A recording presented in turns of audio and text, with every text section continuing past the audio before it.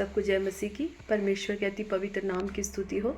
मैं खुदा का धन्यवाद करती हूँ। पिता ने एक बार फिर से आपके साथ मिलकर परमेश्वर की महिमा करने के लिए खुदा ने हम सबको इकट्ठा किया। मैं परमेश्वर का धन्यवाद करती हूँ और मैं आशा करती हूँ जितने लोग इन वचनों को सुन रहे हैं उनके जीवन में परमेश्वर का बहुतायत से कार्य हो रहा है। मैं खुदा का धन्यवाद करती हूँ। सचमुच पिता परमेश्वर का जितने लोग इन वचनों को सुनते हैं पिता परमेश्वर उन सबके जीवन में तेरा कार्य होने के लिए मैं प्रार्थना करती हूँ और मैं आशा करती हूँ ये वचन आपके जीवन में एक बहुतायत से एक आशीष का कारण हो रहे हैं। मैं खुदा का धन्यवाद करती हूँ क्योंकि वचन यीशु मसीह है। जब हम यीशु मसीह को अपने अंदर लेते हैं, जब हम वचनों को अपने अंदर लेते हैं तो हमारा जीवन, हमारा हृदय, हमारी हर एक बात बदल जाती है। हम फिर नए से हो जाते हैं। सब कुछ पुराना छोड़कर हम फिर एक नई सृष्टि बन जाते हैं क्योंकि परमेश्वर का वचन कहता है जो यीशु मसीह में है वो एक नई सृष्टि है। पुरानी सब बातें बीत गई। हम पुराने उस चाल चलन को छोड़कर, हम पुराने उस जीवन को छोड़कर जो हम पहले जिया करते थे, जो हमारे साथ के लोग हुआ करते थे, जिनके साथ हम संगति किया करते थे, उस हर एक बुरी संगति को छोड़कर हम परमेश्वर के सन्मुख आते हैं। मैं खुदा का धन्यवाद करती हूँ। आइए हम सरों को झुकाएं और परमेश्वर के आगे प्रार्थना करें ताकि जो भी वचन आज बोया जाए परमेश्वर की आत्मा के द्वारा बोया जाए और जितने लोग इन वचनों को सुनते हैं उनके जीवन में परमेश्वर का बहुतायत से कार्य होने के लिए हम प्रार्थना करते हैं। आइए हम सरों को झुकाएं। हालेलुया। धन्यवाद यीशु, धन्यवाद सर्वशक्तिमान परमेश्वर, हम आपका धन्यवाद करते हैं। राजाओं के राजा, प्रभुओं के प्रभु यीशु नासरी, हम आपका धन्यवाद करते हैं। सेनाओं के महान यहोवा परमेश्वर, हम आपका धन्यवाद करते हैं। धन्यवाद करते हैं परमेश्वर, आपने अब तक लेकर चलाया खुदा। इस साल के आखिरी महीने के अंत तक पहुंचने के लिए खुदा आपने हमारी मदद और सहायता की। खुदा हम आपका धन्यवाद करते हैं। सचमुच पिता परमेश्वर तेरा एक बड़ा हाथ इस 2023 में हम सबके ऊपर रहा है। हम धन्यवाद करते हैं और हम आशा करते हैं ये 2024 हमारी बढ़ोतरी का साल है, हमारी आत्मिक बढ़ोतरी, हमारी फाइनेंशियल बढ़ोतरी। हालेलुया। हर एक का एक नया साल है। हम धन्यवाद करते हैं पिता परमेश्वर और हम आशा, क्योंकि हम आशा धरे हुए लोग हैं, हमारी आशा परमेश्वर केवल आपसे है। आप हमें बढ़ोतरी की ओर लेकर जाते हैं। हम धन्यवाद करते हैं। आगे के समय को, वचन की सेवकाई को, सब कुछ तेरे हाथों में सौंपते हैं। आपने प्रार्थना सुनी, धन्यवाद करती हूँ। सारी आदर महिमा जलाल आपको देती हूँ। यीशु नासरी के मीठे सामर्थ्य और जीवित नाम से मांगती हूँ। आमेन, आमेन, आमेन। सबको जय मसीह की। परमेश्वर के अति पवित्र नाम की स्तुति हो। आइए आज हम परमेश्वर के वचन की मनादी के लिए भजन संहिता 34 जब हम 7 से लेकर 10 तक पढ़ते हैं। यहोवा के डरवैयों के चारों ओर उसका दूत छावनी किए हुए उनको बचाता है। परख कर देखो कि यहोवा कैसा भला है। क्या ही धन्य है वह पुरुष जो उसकी शरण लेता है। हे यहोवा के पवित्र लोगों, उसका भय मानो, क्योंकि उसके डरवैयों को किसी बात की घटी नहीं होती। जवान सिंहों को तो घटी होती और वे भूखे भी रह जाते हैं, परंतु यहोवा के खोजियों को किसी भली वस्तु की घटी ना होगी। आमीन। परमेश्वर के वायदे से भरी हुई एक भजन संहिता। उसने कहा परमेश्वर के डरवैयों को, डरवैये जो उसके डर और भय में रहते हैं, जो इसके वचनों को मानते हैं, जो उसकी आज्ञाओं पर चलते हैं और उसकी इच्छा पर चलते हैं। परमेश्वर का वचन कहता है कि यहोवा के डरवैयों के चारों ओर उसके स्वर्गदूत छावनी किए हुए रहते हैं। जब आप और मैं जो परमेश्वर के डर और भय में रहते हैं, जब हम जाते हैं, बाहर निकलते हैं, अंदर आते हैं, तो परमेश्वर अपने वचन के द्वारा कहता है कि उसके स्वर्गदूत आपके और मेरे चारों ओर छावनी किए हुए रहते हैं। हमें किसी भी वस्तु से कोई हानि नहीं होती। उसके स्वर्गदूतों का पहरा हमारे चारों तरफ होता है। कोई भी अनदेखी शक्ति हम पर हावी नहीं हो सकती, क्योंकि उनके लिए जो परमेश्वर के डरवैये हैं, जो उसके डर और भय में रहते हैं, जो उसके वचन को मानते हैं, उसकी आज्ञाओं पर चलते हैं और उसकी संगति में बने रहते हैं, उसी लोगों के चारों ओर परमेश्वर के स्वर्गदूत छावनी किए हुए रहते हैं। दूसरे वचन में कहते हैं परख कर देखो यहोवा कैसा भला परमेश्वर है। आपसे और मुझसे परमेश्वर कहता है कि परख कर देखो कि यहोवा कैसा भला परमेश्वर है। उसकी भलाइयों के लिए मैं धन्यवाद करती हूँ, क्योंकि आपने और मैंने उसके स्वाद को चखा है। जब तक कोई उसका स्वाद नहीं चखता तब तक वो परमेश्वर के पास नहीं आ सकता। परमेश्वर कहता परख कर देखो मुझे। जैसे हम कोई होता है ना, किसी चीज़ को परख कर देखो, जब हम कहते हैं कि आप इसको जांच के, एक बड़े कॉन्फिडेंस से परमेश्वर कहता है कि एक बिल्कुल वो सटीक वचन कह के कि परख कर देखो यहोवा कैसा भला परमेश्वर है। उसने कहा मुझे परखो तब निर्णय लो, पहले मुझे परख कर देखो कि मैं कैसा भला परमेश्वर हूँ, ऐसा भला परमेश्वर जो आपने आज तक नहीं देखा हो। जब हम अन्य अन्य चीज़ों में जाते थे तब वहाँ जाके कोई हमसे कहता था हमें ये चाहिए, हमें वो चाहिए, हमें ये चाहिए, तब हम लोग देते थे। हर जगह हमने दिया क्योंकि मांगा गया हमसे। लेकिन जब हम परमेश्वर के पास आते हैं तो परमेश्वर सिर्फ आपके और मेरे मन को मांगता है। वो हमारी धन दौलत को नहीं, वो हमारी किसी बात को नहीं, किसी भी चीज़ को नहीं, लेकिन परमेश्वर आपके और मेरे हृदय को मांगता है। वो कहता है ये हृदय परमेश्वर का मंदिर है और परमेश्वर इसमें वास करना चाहता है। क्योंकि जब हम परमेश्वर के पास आते हैं, जब हम उसको परखते हैं, जब हम उसके पास आते हैं, नज़दीक आते हैं, तो परमेश्वर कहता है तब तुम जानोगे कि मैं कैसा भला परमेश्वर हूँ। जिसने मेरे स्वाद को नहीं चखा वो नहीं जान सकता कि मेरी भलाइयों को, मेरे उपकारों को, मेरी दया को। जब तक आपके और मेरे जीवन में पवित्र आत्मा ना आए तब तक हम परमेश्वर की भलाइयों को नहीं जान सकते।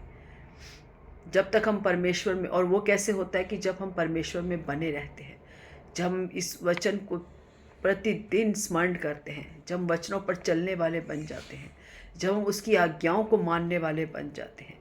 जो इन आज्ञाओं में मना है हम उसको नहीं करते। हम संसार को प्रसन्न करने वाले नहीं बनते, परंतु परमेश्वर की बातों पर ध्यान लगाते हैं। हम हर एक बातों को छोड़कर केवल अपने जीवन में पहला स्थान परमेश्वर को देते हैं। तब परमेश्वर के दूत आपके और मेरे चारों ओर छावनी किए हुए रहते हैं। उसने कहा परख कर देखो, परमेश्वर आपसे कहता है और मुझसे कह रहा है। जब मैंने उसको परखा तब परमेश्वर ने मेरे जीवन में काम किया और मैंने उसकी भलाइयों को देखा, मैंने उसके अद्भुत कामों को अपने जीवन में देखा। ये ऐसा सच्चा और जीवित परमेश्वर मैंने कहीं नहीं देखा। इतने सालों में मैंने ऐसा परमेश्वर नहीं देखा। सचमुच जब तक पवित्र आत्मा आपके जीवन में काम ना करे तब तक हम कुछ नहीं कर सकते, तब तक हम पवित्रताई में और आगे नहीं चल सकते, तब तक वचन हमारे जीवन में कार्य नहीं करता जब तक पवित्र आत्मा हमारे जीवन में ना आए। क्योंकि ये वचन यीशु मसीह है। ये वचन किसी मनुष्य के बुद्धि ज्ञान समझ से नहीं, परंतु पवित्र आत्मा की अगुवाई में लिखा गया है। इसको समझने के लिए, इसको पढ़ने के लिए हमें किसी बाइबल कॉलेज में जाने की ज़रूरत नहीं है, क्योंकि संसार की पढ़ाई मनुष्यों की बुद्धि से लिखी गई है और उसको समझने के लिए हमें स्कूलों में, कॉलेजों में पढ़ना पड़ता है। लेकिन बाइबल परमेश्वर की आत्मा के द्वारा लिखा हुआ वचन है। इसको समझने के लिए, इसको पढ़ने के लिए किसी बाइबल कॉलेज या कोई स्कूल नहीं, परंतु पवित्र आत्मा है। जब पवित्र आत्मा हमारे जीवन में काम करती है तो वचन हमारे जीवन में काम करता है और परमेश्वर की आत्मा हमें बुद्धि ज्ञान समझ देती है ताकि हम वचनों के गूढ़ रहस्य को समझ सकें और वो हमारे जीवन में प्रकट हो। हम उसकी भलाइयों को, उसकी करुणा को, उसकी दया को हम देख सकें कि परमेश्वर ने हमसे कैसा प्रेम किया कि हमारे जैसे पापियों के लिए परमेश्वर ने अपने इकलौते पुत्र को कुर्बान कर दिया। पहले लोग पापों की क्षमा के लिए बलियों को दिया करते थे। जब हम पुराने नियम में देखते हैं कि परमेश्वर के लोग जो थे वो हर बार बुराइयां करते थे, बुराइयों से हटते नहीं थे। वो हर एक बुराई के लिए साल में एक बार परमेश्वर के भवन में जाया करते थे और बलियों को चढ़ाते थे। लेकिन जब यीशु मसीह आया तो पूरी व्यवस्था बदल गई। जब यीशु मसीह ने अपने आप को उस कलवरी क्रूस पर कुर्बान किया तो उसने कहा सब कुछ पूरा हुआ। जो उस पर विश्वास करेगा, जो उस पर भरोसा करेगा, उसके पापों को क्षमा कर दिया जाएगा। अब हमें किसी की बलि, किसी पशु की बलि चढ़ाने की ज़रूरत नहीं है। जब हम परमेश्वर को अपना उद्धारकर्ता ग्रहण करते हैं, जब हम उस ये वचनों पर चलते हैं तो हमें पापों से क्षमा मिलती है, हमें शांति मिलती है, हमें आनंद मिलता है, हमें उस अनंत जीवन की और हमें उद्धार मिलता है। सबसे बड़ी बात, उद्धार का मतलब क्या है? उद्धार का मतलब है जो हम पापों में पड़े थे, जो हम दलदल की कीचड़ में पड़े थे, उस दलदल की कीचड़ से परमेश्वर ने आपको और मुझे खींचकर बाहर निकाला, अपने राज्य में प्रवेश किया। उसे उद्धार कहते हैं जब हम किसी गंदगी से निकलकर बाहर आते हैं। परमेश्वर की दया आपके और मुझ पर हुई कि परमेश्वर ने आपको और मुझे उस दलदल के गड्ढे से खींच के बाहर निकाला और अपने उद्धार को दिखाया और अपनी भलाइयों को दिखाया कि चख के देखो मैं कैसा भला परमेश्वर। कहता परख के देखो, ऐसे ही नहीं किसी बातों में आकर, ऐसे नहीं किसी मनुष्य ने कहा कि यीशु मसीह काम करता है उसकी बातों में आकर नहीं, परंतु तुम स्वयं परमेश्वर को परख कर देखो कि वो कैसा भला परमेश्वर है। जब हम उसके स्वाद को चख लेते हैं, जब यीशु मसीह के स्वाद को चख लेते हैं, तो फिर हमें कुछ नहीं अच्छा लगता, क्योंकि वो अद्भुत रीति से एक जीवित और सच्चा परमेश्वर है जिसने आपके और मेरे लिए अपने बेटे को कुर्बान कर दिया, ताकि जो कोई उस पर विश्वास करे वो कभी जीवन में नाश में ना जाए, वो लज्जित ना हो, परंतु उस अनंत जीवन को पाए। लेकिन उसके लिए परमेश्वर के वचनों पर चलना बहुत ज़रूरी है। कहता है जवान सिंहों को तो घटी होती है, वो भूखे भी रह जाते हैं, परंतु यहोवा के खोजियों को कभी किसी भली वस्तु की घटी नहीं होती। जो जंगल में शेर रहते हैं वो फिर भी वो भूखे भी रह जाते हैं, उन्हें कभी शिकार नहीं मिलता। लेकिन परमेश्वर का वायदा आपके और मुझसे है कि जो यहोवा के खोजी और यहोवा के डरवैये होते हैं, जो यहोवा के खोजी होते हैं, जो उस परमेश्वर को खोजते हैं वो उन्हें पाते हैं। जो उस दरवाजे को खटखटाते हैं उनके लिए वो दरवाज़ा खुल जाता है। जो ढूंढते हैं वो पाते हैं, जो मांगते हैं उन्हें मिलता है। लेकिन हम मांग क्या रहे हैं, हम किस रीति से मांग रहे हैं, पहले आपको और मुझे अपने जीवन को जांचना है। क्या हम अपने भोग विलास के लिए परमेश्वर के समीप आए हैं, या परमेश्वर के उस अद्भुत कामों के लिए, या परमेश्वर के उस उद्धार को देखने के लिए, या उस अनंत जीवन की ओर जाने के लिए हम उसके पास आए हैं। परमेश्वर का वचन कहता है तुम मांगते तो हो परंतु पाते नहीं, क्योंकि अपने भोग विलास के लिए मांगते हो। हम मांगते हैं परमेश्वर के आगे, परंतु हम अपनी भोग विलास के लिए, हम उसमें परमेश्वर की कोई उन्नति नहीं होती, परमेश्वर की कोई महिमा नहीं होती। केवल हम अपने भोग और विलास, अपने आनंद के लिए, अपने सुख के लिए, अपने जीवन के लिए, अपने बच्चों के लिए, अपने परिवार के लिए मांगते हैं। इसीलिए हम पाते नहीं। कई प्रार्थनाएं हमारी नहीं सुनी जाती। क्यों? क्योंकि वो गलत होती हैं। जब हम परमेश्वर की महिमा हमारे जीवन से हम प्रकट करने के लिए कुछ मांगेंगे तो परमेश्वर हमें देगा। वह दयालु, कृपालु, अनुग्रहकारी परमेश्वर है, विलंब से कोप करने वाला परमेश्वर। उसने उस सब बलियों को खत्म कर दिया जो हम पाप करके अपने बलियों को चढ़ाते थे। उन सब के लिए परमेश्वर का पुत्र, इकलौता पुत्र आपके और मेरे लिए कुर्बान हो गया। उसने क्रूस पर अंतिम सांस तक यही कहा कि सब कुछ पूरा हुआ। उसने आपके और मेरे लिए अपने हाथ में कीलें ठुकवाई, सर पर कांटों का ताज पहना, कोड़े खाए, उसके एक एक कोड़े से उसकी खाल निकल के आती थी। वो दीन और निर्बल हो गया, वो दुर्बल हो गया ताकि आप और मैं बलवान हो सके। वो कंगाल हो गया ताकि आप और मैं धनी बन सके। वो पापों के लिए उस क्रूस पर चढ़ गया ताकि आप और मैं पापों से क्षमा पा सके। वो पवित्र परमेश्वर है, अनादिकाल का परमेश्वर है, युगानुयुग का परमेश्वर है। आदि में भी परमेश्वर था और अंत में भी यीशु मसीह है। ये सारी सृष्टि परमेश्वर के यीशु मसीह के द्वारा, वचन के द्वारा सृजी गई है और पवित्र आत्मा का कार्य उस वचनों पे हुआ है। जब हम इस वचन को पढ़ते हैं तो जब पवित्र आत्मा हमारे अंदर होती है तो पवित्र आत्मा का कार्य हमारे जीवन में होता है। यदि हमारे जीवन में पवित्र आत्मा नहीं तो हमारा कुछ भी पढ़ने का कोई फ़ायदा नहीं। इसीलिए जब हम प्रभु में आते हैं तो सबसे पहले हम पवित्र आत्मा को मांगते हैं कि परमेश्वर तेरी पवित्र आत्मा हमारे अंदर कार्य करे, क्योंकि पवित्र आत्मा हमें गलत और सही का बोध कराती है, अच्छे और बुरे का बोध कराती है। हमें किस संगति में बैठना चाहिए, किस में नहीं, किसके साथ क्या बोलना चाहिए, क्या नहीं, किस मार्ग पर चलना चाहिए, किस पे नहीं, हमें पवित्र आत्मा बोध कराती है। हमारी आत्मा से बात करती है कि ये मार्ग बेटे तेरे लिए सही नहीं, ये मार्ग बेटी तेरे लिए सही नहीं। हम अगर अनसुनी करते हैं तो वो फिर बार बार हमसे नहीं बोलती, क्योंकि हम अपनी इच्छा के चलने वाले जब बन जाते हैं तो पवित्र आत्मा हमसे दूर हो जाती है। लेकिन हम जब पवित्र आत्मा में बने रहते हैं, उसके मार्गों पर चलते हैं, वचन को पढ़ते हैं, परमेश्वर की आत्मा में होकर कार्य करते हैं, तो पवित्र आत्मा हमारे जीवन में हर एक चीज़ को उत्पन्न करती है। जिस प्रकार उसने जब यहोवा परमेश्वर ने कहा सृष्टि बन जाए, पेड़ पौधे बन जाए, जीव जंतु बन जाए, तो वो सब कुछ जब वचन उनके मुँह से निकला तो पवित्र आत्मा ने वो सब कुछ बना दिया। जब तक पवित्र आत्मा आपके और मेरे जीवन है, तब तक हम आशीषों को नहीं पा सकते, हम उस अनंत जीवन को नहीं पा सकते, हम अपने पापों की क्षमा को नहीं पा सकते। तभी परमेश्वर का वचन कहता है, जो डाली मुझ में बनी रहती है वही फल लाती है, मुझसे अलग होकर तुम कुछ भी नहीं कर सकते। जब तक हम परमेश्वर से अलग हैं, हम कुछ नहीं कर सकते। जब हम उसमें बने रहते हैं तो ये सारे वायदे परमेश्वर के आपके और मेरे जीवन में पूरे होते हैं। उसके लिए परमेश्वर की शर्तें हैं। जब हम व्यवस्था विवरण 28 पढ़ते हैं, आप इस व्यवस्था विवरण 28 को पढ़िएगा, परमेश्वर की आशीषें हैं उसमें, लेकिन परमेश्वर की कंडीशंस भी हैं उसमें। हमारे जीवन में सब कुछ हमें मिलेगा, आशीषें मिलेंगी, एक शांति मिलेगी, आनंद मिलेगा, जो भी हमें इस संसार में ज़रूरत है वो सब कुछ परमेश्वर देगा। लेकिन उसके लिए परमेश्वर के कुछ नियम और कानून हैं, हमें उसको मानना पड़ेगा। ऐसा नहीं है कि हम संसार के और परमेश्वर के दोनों के एक साथ होकर चलें। या तो हम संसार के हैं या हम परमेश्वर के हैं, या तो हम संसार को प्रसन्न कर सकते हैं या हम परमेश्वर को प्रसन्न कर सकते हैं।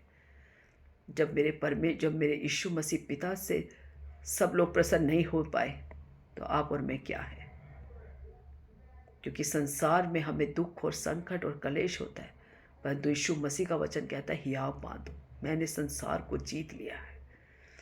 हमारे यीशु मसीह ने मृत्यु पर जय पाई है, उसने संसार को जीत लिया है। जब हम यीशु मसीह में आते हैं तो हमारे अंदर सबसे पहले एक शांति आती है, वो शांति जो हर एक बातों से परे है।